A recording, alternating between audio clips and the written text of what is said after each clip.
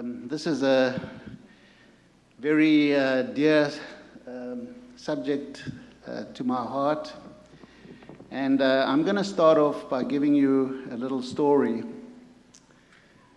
It goes as follows. Jane and Peter were ecstatic.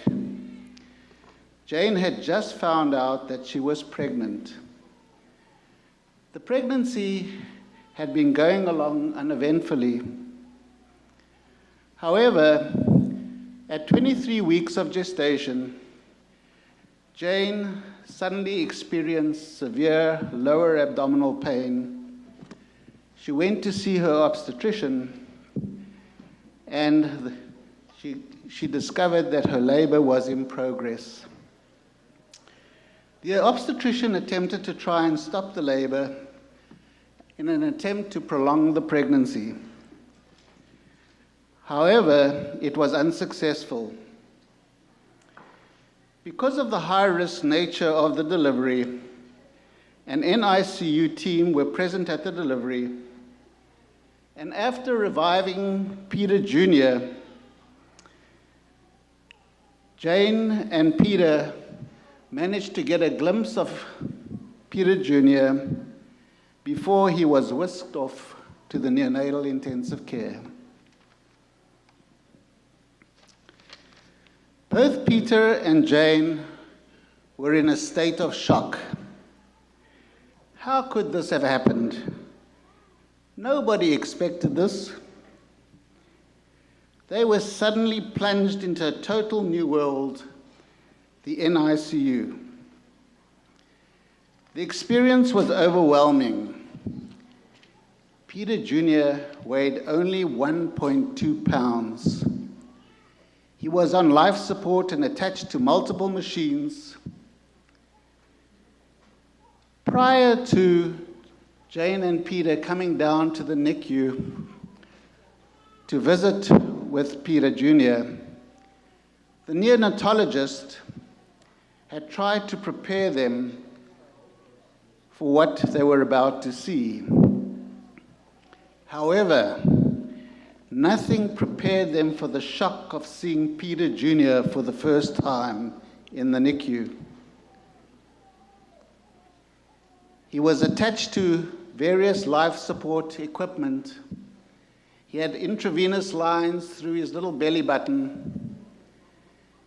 He was attached to a ventilator, under plastic, and in an isolate. And it was extremely overwhelming for both Peter and Jane. During his time in the NICU, Peter Jr. had a very erratic course. One day he would be doing well, and the next day he would be critical.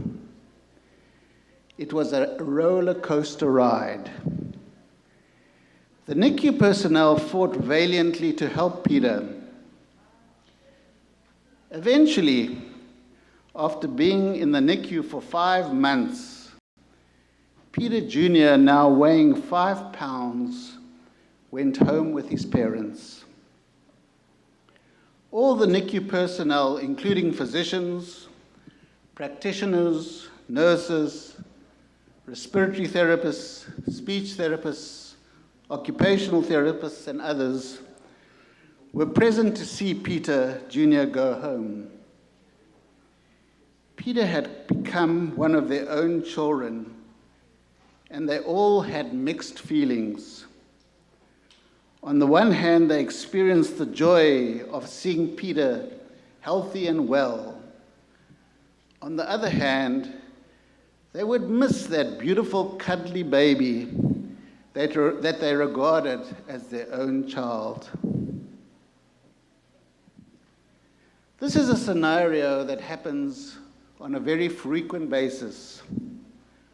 All infants admitted to the NICU are treated like we would want our own children to be treated. The NICU personnel are a dedicated group of individuals that take their job very seriously. They bond with the infants and their families.